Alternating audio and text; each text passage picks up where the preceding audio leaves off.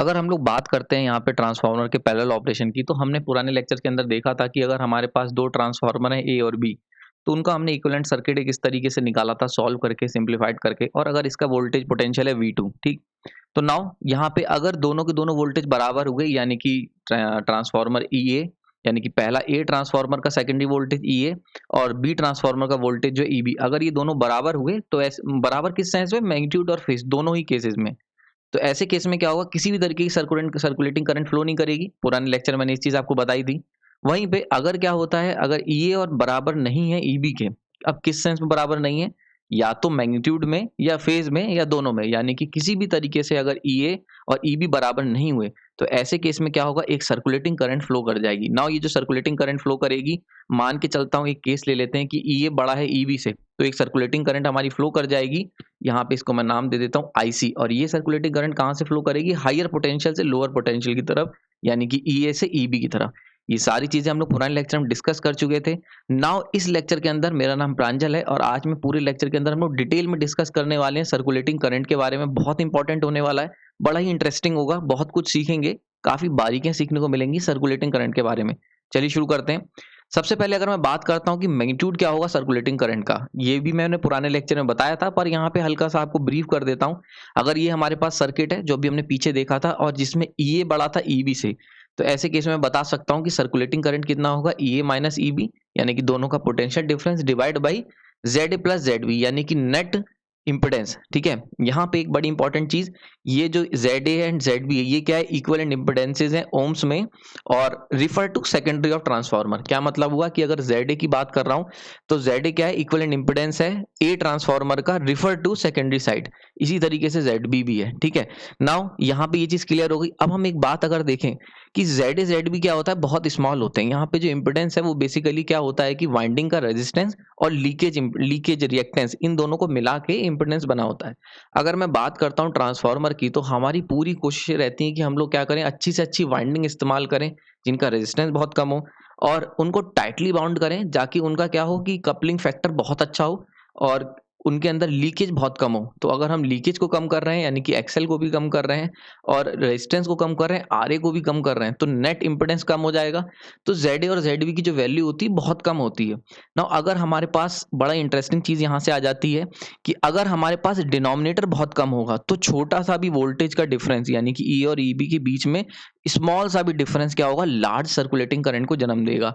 ठीक है, ये बात समझ में आ गई। इसीलिए क्या होता है, ये प्रॉब्लम बहुत ज्यादा सीवियर हो जाती है, यानी कि अगर सर्कुलेटिंग करंट आपके सिस्टम फ्लो कर रहा है, तो ये काफी ज्यादा सीवियर करंट बन जाता है। क्यों? क्योंकि आपके सामने मैंने ये चीज क्लियर कर दी है। तो हमारी कोशिश क्या होनी चाहिए कि E और EB के, यानी कि ए ट्रांसफार्मर में सेकेंडरी में इंड्यूस होने वाला वोल्टेज और बी ट्रांसफार्मर में सेकेंडरी में इंड्यूस होने वाला वोल्टेज लगभग लगभग बराबर होने चाहिए, फेज और मैग्नीट्यूड दोनों में। ठीक है, समझ में आ रही है? तो इसीलिए सर्कुलेटिंग करंट का इतना नाम क्यों है, क्योंकि अगर ये छोटा करंट होता तो कोई ध्यान नहीं देता, क्योंकि एक स्मॉल सा डिफरेंस भी वोल्टेज में बहुत हैवी करंट इंड्यूस करा सकता है, इसीलिए सर्कुलेटिंग करंट की इतनी कहानी है। ठीक, आगे चलते हैं। एक बड़ा इंटरेस्टिंग कि पाथ क्या होगा सर्कुलेटिंग करंट का, ये बड़ा इंटरेस्टिंग है, इसको जरा सीखते हैं। तो देखो, ट्रांसफार्मर एक्शन से क्या होता है, सर्कुलेटिंग करंट दोनों में फ्लो करता है। बड़ा इंपॉर्टेंट क्वेश्चन, ये कई बार पूछा जाता है कि सर्कुलेटिंग करंट कहाँ फ्लो करेगा, सेकेंडरी में या प्राइमरी में? तो इसका आंसर है सेकेंडरी करंट दोनों में फ्लो करेगा, प्राइमरी और सेकेंडरी में। अब ये कैसे होता है ना, अगर एक ट्रांसफार्मर की बात करते हैं, तो ट्रांसफार्मर का अगर ऑपरेशन देखोगे, तो सबसे पहले एक नो लोड करंट फ्लो करता है। अगर हमारे सेकेंडरी में लोड कनेक्ट है, तो ऐसे केस में I2 करंट फ्लो करेगा। इस सेकेंडरी करंट को न्यूट्रलाइज करने के लिए यहां से I1 डैश करंट फ्लो करेगा।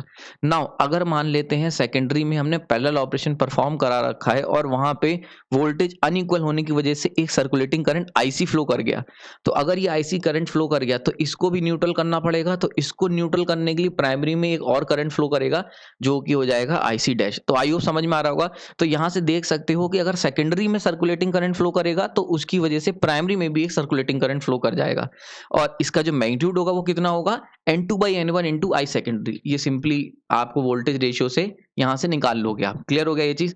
नाउ अगर हम बात कर लेते हैं यहाँ पे सर्कुलेटिंग करंट का सर्किट, जो भी हमने पीछे देखा, जिसमें EA बड़ा था EB से, और एक सर्कुलेटिंग करंट IC फ्लो कर गया था। अब देखते हैं कि पाथ क्या होगा। ठीक है, जो कि हमारा टॉपिक है कि पाथ क्या होगा सर्कुलेटिंग करंट का। ठीक है, तो अगर मान लेते हैं ये दो ट्रांसफार्मर है, इस सर्किट को मैंने थोड़ा सा एक्सपेंड कर दिया है। ठीक है, यहाँ पे ग्रीन कलर की जो मैंने लाइनें बनाई हैं ये बी ट्रांसफार्मर है और जो पर्पल कलर की लाइन है वो ए ट्रांसफार्मर है, ठीक है, दोनों पैरेलल में। अगर मान लेते हैं वोल्टेज अनइक्वल हुआ तो यहाँ पे एक सर्कुलेटिंग करंट कुछ इस तरीके से सेकेंडरी साइड में फ्लो कर गया, ठीक है, ये ध्यान रखना बड़ा इंपॉर्टेंट है। बहुत सारी बुक्स आप पढ़ोगे तब भी आपको ये सर्किट इतना सिंप्लीफाई नहीं मिलेगा, काफ़ी कॉम्प्लिकेटेड सर्किट होता है जिससे आप सर्कुलेटिंग करंट का पाथ बना सकते हो। मैंने बड़ी आपको सिंप्लीफाई करने के लिए यहाँ पे ही बताया है, ठीक है।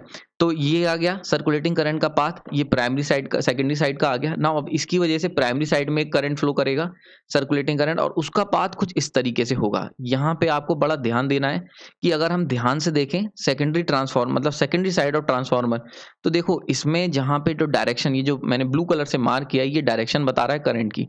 तो देखो करंट की डायरेक्शन ए वाले में purple side of a transformer में ऊपर की तरफ है और बी वाले में क्या है नीचे की तरफ है। कंफ्यूजन हो रहा है तो मैं ए और बी मार्क कर देता हूं। This one is your A transformer and this one is your B transformer, ठीक है। बी की सेकेंडरी है यानी कि बी की सेकेंडरी ए की secondary and this one is your A की प्राइमरी एंड बी की प्राइमरी साइड, ठीक है, समझ में आ रहा है।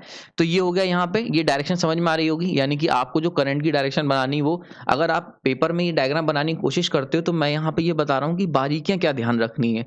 आप रैंडम कोई भी डायरेक्शन नहीं बना सकते। तो अगर मान लेते हैं आपने सेकेंडरी की डायरेक्शन बनाई है तो प्राइमरी की डायरेक्शन देखो जस्ट अपोजिट होगी सेकेंडरी के, ठीक है। क्यों? क्योंकि एक दूसरे को ये कैंसिल आउट करने की कोशिश करेंगे तो कुछ इस तरीके की डायरेक्शन यहाँ पे निकल के आएगी। तो ये डायग्राम आपके लिए बड़ा इंपॉर्टेंट है। यहाँ से ये चीज समझ में आ गई होगी कि किस तरीके से प्राइमरी और सेकेंडरी में सर्कुलेटिंग करंट फ्लो करता है, उसका क्या क्लोज पाथ होता है, ठीक। ये डायग्राम अगेन आप इसको रिवाइज कर सकते हैं, रिवाइंड करके देख सकते हैं और ये डायग्राम आपके लिए बड़ा इंपॉर्टेंट हो जाता है। आगे चलते हैं। यहाँ पे ये चीज मैंने क्लियर कर दी। नेक्स्ट एक बड़ी इंपॉर्टेंट चीज आ जाती है कि circulating current will flow whether load is connected और नॉट। बहुत ही इंपॉर्टेंट चीज अगर आपने ध्यान दिया होगा तो देखो यहाँ पे सर्कुलेटिंग करंट में सेकेंडरी साइड की अगर बात करता हूँ ट्रांसफार्मर में, मैंने कोई लोड नहीं लगाया, केवल ये लिखा है कि एक सेकेंडरी वोल्टेज मिल रहा है V2, किसी भी तरीके का लोड नहीं लगाया। तो तुम देख सकते हो कि सर्कुलेटिंग करंट केवल और केवल सेकेंडरी में भी या प्राइमरी साइड में भी केवल जो पैरेलल ट्रांसफार्मर है उनके बीच में कनेक्ट फ्लो कर रहा है। इससे कोई मतलब नहीं है कि सोर्स कैसा लगा हुआ है या लोड लगा है कि नहीं लगा है। तो सर्कुलेटिंग करंट के लिए बड़ी इंपॉर्टेंट बात आ जाती है कि it doesn't depend on load connected और वेदर लोड कनेक्टेड और नॉट विद द सिस्टम। यानी कि अगर आपने दो ट्रांसफार्मर पैरेलल में ऑपरेट कर रहे हो और उनका वोल्टेज डिफरेंस रेशियो रहा, यानी कि वोल्टेज रेशियो में डिफरेंस रहा, तो वहां पे सर्कुलेटिंग करंट फ्लो करेगा एक ट्रांसफार्मर से दूसरे ट्रांसफार्मर, यानी कि हायर पोटेंशियल ट्रांसफार्मर से लोअर पोटेंशियल ट्रांसफार्मर में फ्लो करेगा। इससे कोई मतलब नहीं है कि लोड लगा है कि नहीं लगा है, ठीक है। दूसरी बात, प्राइमरी साइड को अगर ध्यान से देखो तो सर्कुलेटिंग करंट का पाथ जो है वो केवल ट्रांसफार्मर ए और बी के बीच में है, बी के कनेक्शन के बीच में है, सोर्स से कोई मतलब नहीं है।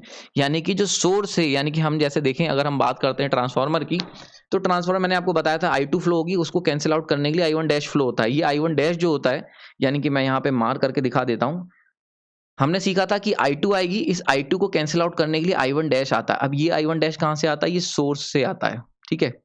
और ये I2 कहां से आती है? लोड की वजह से आती है। लेकिन अब इसमें बहुत खास बात है, ये जो IC है ये कहां से आएगी? ये जो आएगी वो क्या होगी? वोल्टेज इंबैलेंस से आएगी, वोल्टेज इंबैलेंस, यानी कि पैरेलल ऑपरेशन से आएगी, पैरेलल ऑपरेशन से, ठीक है, पैरेलल वोल्टेज इंबैलेंस से, ठीक है।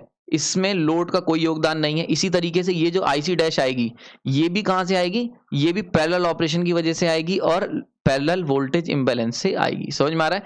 तो यहाँ पे भी सोर्स से इसका कोई मतलब नहीं है। जैसे यहाँ पे IC जो है इससे लोड के ऊपर कोई मतलब नहीं, लोड की वजह से नहीं, वैसी IC डैश जो है ये भी सोर्स से ड्रॉ नहीं होगी। बहुत इंपॉर्टेंट चीज, बहुत ही अंदर की डीप डेप्थ नॉलेज आपको दे रहा हूँ कि ये जो I2 आएगी, यानी कि जो ये लोड करंट है ये लोड की वजह से आएगी और इसको काउंटर करने के लिए I1 डैश जो आएगी ये सोर्स की तरफ से आएगी। लेकिन जो सर्कुलेटिंग करंट है ये पैरेलल ऑपरेशन की वजह से आएगी, लोड का इसका कोई लेना देना नहीं। उसी तरीके से IC डैश जो है ये भी इसका सोर्स से कोई लेना देना नहीं है, ये भी सेकेंडरी मतलब पैरेलल ऑपरेशन के कारण ही आएगी, difference in voltage. I hope समझ में आ गया होगा। बहुत डिटेल में हमने चर्चा कर ली। आगे चलते हैं। नाउ इफेक्ट क्या होगा सर्कुलेटिंग करंट का? तो देखो सर्कुलेटिंग करंट IC जो है वो बेसिकली क्या एक तरीके का एडिशनल करंट है, ठीक है। और ये जो एडिशनल करंट है तो ये क्या करेगा भाई? ओमिक लॉसेस को बढ़ाएगा, क्योंकि हम जानते हैं ओमिक लॉसेस क्या होते हैं? I2R लॉसेस होते हैं। तो अगर सर्किट के अंदर करंट बढ़ेगी तो लॉसेस बढ़ेंगे, लॉसेस बढ़ेंगे तो एफिशिएंसी डाउन हो जाएगी, क्योंकि हम जानते हैं एफिशिएंसी क्या होती है? आउटपुट अपॉन में इनपुट, और इनपुट मतलब क्या होता है? आउटपुट प्लस लॉसेस, यानी जितने ज्यादा लॉसेस उतनी कम एफिशिएंसी। तो अल्टीमेटली क्या हुआ कि सर्कुलेटिंग करंट फ्लो होने से करंट बढ़ा, करंट बढ़ने से ओमिक लॉसेस बढ़े, बढ़े और ओमिक लॉसेस से एफिशिएंसी डाउन हो गई। तो इसीलिए हम लोग की कोशिश क्या रहती है कि हम लोग सर्कुलेटिंग करंट को with in 10% of rated current, यानी कि जो भी उस ट्रांसफार्मर की रेटेड करंट है उसके 10% के आसपास ही इसको रोक के रखें। ठीक है, ये हमारी कोशिशें होती हैं। ठीक है, आगे चलते हैं। बड़ा इंपॉर्टेंट चीज है कि सर्कुलेटिंग करंट का एम क्या है, यानी कि क्यों सर्कुलेटिंग करंट फ्लो कर रही है, नेचर सर्कुलेटिंग करंट को क्यों फ्लो करवाती है पैरेलल ऑपरेशन के टाइम पे। इसको सीखते हैं, बड़ा इंटरेस्टिंग है, ध्यान से समझना। मान लेते हैं हमारे पास ये अगेन इक्विवेलेंट सर्किट है, secondary of transformer A and transformer be connected in parallel, और हमें वोल्टेज मिल रहा है V2। ना अगर हम बात करते हैं इस एक पर्टिकुलर पोटेंशियल की, तो ए जो ट्रांसफार्मर है उसका पोटेंशियल VA मिल रहा होगा सेकेंडरी पे, बी ट्रांसफार्मर इसका पोटेंशियल VB मिल रहा होगा। अब मान के चलते हैं अगर कोई सर्कुलेटिंग करंट फ्लो नहीं कर रही, और ऐसे केस में क्या होगा, VA बराबर हो जाएगा EA के और VB बराबर हो जाएगा EB के, अगर किसी भी तरीके का कोई भी करंट सिस्टम में फ्लो नहीं कर रहा है। ठीक है, और ये इक्वल होना चाहिए V2 के, तभी तो पैरेलल ऑपरेशन हो पाएगा। लेकिन अब हो क्या रहा है, EA ग्रेटर देन EB, अभी हमने सीखा, क्योंकि पीछे अब जो केस लेके चल रहे हैं कि A ट्रांसफार्मर बड़ा है B ट्रांसफार्मर से, A का पोटेंशियल जो है वो B के पोटेंशियल से ज्यादा है। ठीक है, तो अगर ये ऐसा हुआ तो ऐसे केस में VA ग्रेटर देन VB हो जाएगा। अगर VA ग्रेटर देन VB हुआ तो क्या होगा, ऐसे केस में हम कुछ इस तरीके से मान सकते हैं कि VA ऊपर हो गया, यानी कि VA का जो पोटेंशियल है वो हाई है और VB का पोटेंशियल जो है वो लो है। तो ये मैंने एक ग्राफिक, एक तरीके का डायग्रामेटिक या स्कीमेटिक प्रेजेंटेशन आपको दे दी है। अब मैं क्या चाहता हूं, मुझे अगर पैरेलल ऑपरेशन करना है तो इसका मतलब क्या होना चाहिए, VA VB एक लेवल में होने चाहिए और ये इक्वल होना चाहिए V2 के। तो ऐसा करने के लिए मुझे क्या करना पड़ेगा, एक कुछ ना कुछ तरीके से VA को नीचे लाना पड़ेगा और VB को ऊपर ले जाना पड़ेगा, यही तो करना पड़ेगा। तो इसी के लिए क्या होता है, एक सर्कुलेटिंग करंट IC जो होती है वो सिस्टम में फ्लो करती है ना। IC का देखते हैं क्या क्या IC के फ्लो होने से क्या मैजिक हुआ, इसको जरा समझते हैं। तो मान लेते हैं IC फ्लो हुई तो कुछ इस तरीके की पोलैरिटी आ गई भाई, पॉजिटिव नेगेटिव आ गई। यहाँ पे सिंपली जो हमने नेटवर्क में सीखा था इस तरीके से हमने पोलैरिटी जो थी मार्क कर ली। मैंने यहाँ पे पोलैरिटी मार्क करी है, voltage source positive negative mark किए हैं, करंट जिस पॉइंट पे एंटर कर रही होगी इंपेडेंस के वो पॉजिटिव हो जाएगा, जहां से लीव हो रही होगी वो नेगेटिव हो जाएगा। ठीक है, तो अब जरा देखते हैं इक्वेशन, अगर केवल इक्वेशन सिंपल से लिखोगे तो VA इक्वल टू कितना हो जाएगा, EA माइनस का ICZA, जबकि VB कितना हो जाएगा, EB प्लस का IAZB। देखो यही है, यहाँ पे सिंपली आप मैथ्स करके देख, सिंपली KVL KCL लगा के देख सकते हो, सिंपली आप ये क्वेश्चन निकाल के देख सकते हो, वोल्टेज की आ रही होगी। ठीक है, नाउ अब देखो बड़ा ही यहाँ पे आ जाता है मैजिक। अब देखो यहाँ पे ICZA को अगर ध्यान से देखो तो ये निगेटिव कंपोनेंट आया, यानी ये क्या कर रही है, ये रिड्यूस कर रही है VA को। अभी हमने देखा था VA ज्यादा था, तो VA को रिड्यूस करने यानी नीचे खींचने का काम कर रही है IC सर्कुलेटिंग करंट। इसी तरीके से जो यहाँ पे सर्कुलेटिंग करंट जो फ्लो कर रही है IC, यहाँ पे एक मिस्टेक हो गई है, यहाँ पे IA मैंने लिख दिया है, बेसिकली ये IA नहीं होगा, यहाँ पे ये IC ही होगा। ठीक है, इसको मार्क कर लेना, दिस इज IC। ओके, तो अब क्या हो रहा है, ये जो IC है ये क्या कर रही है, ये बूस्ट करने का काम कर रही है सेकेंडरी वोल्टेज यानी कि VB को। तो देखो VB को बूस्ट करने का काम कर रही है सेम सर्कुलेटिंग करंट, और यही सेम सर्कुलेटिंग करंट VA को रिड्यूस करने का काम कर रही है। ठीक है, यानी कि जो हम चाह रहे थे, जो डिजायरेबल था कि A नीचे आए और B ऊपर जाए, तो देखो सेम ऐसे ही काम हो रहा है, रिड्यूस हो रहा है, VA को रिड्यूस करने की कोशिश कर रही है और VB को बूस्ट करने की कोशिश कर रही है। आई होप समझ में आ रहा होगा। तो यानी कि अगर मैं बात करता हूं कंप्लीटली कि भाई एम क्या होता है सर्कुलेटिंग करंट का, तो सर्कुलेटिंग करंट का जो मेन एम होता है वो न्यूट्रलाइज करना दोनों पोटेंशियल के डिफरेंसेस को, यानी कि VA और VB को एक लेवल पे लाना, ताकि ये V2 के बराबर हो सके और पैरेलल ऑपरेशन कराया जा सके विदाउट एनी डिफरेंस। ठीक है, आई होप समझ में आ गया होगा। यहाँ पे इस लेक्चर को कंक्लूड करता हूँ। मैंने बड़ा ही इन डेप्थ कवर किया है सर्कुलेटिंग करंट, इसके लिए मैंने बहुत सारी बुक्स स्टडी करी और आपको एक कंप्लीट पिक्चर बना के दी है।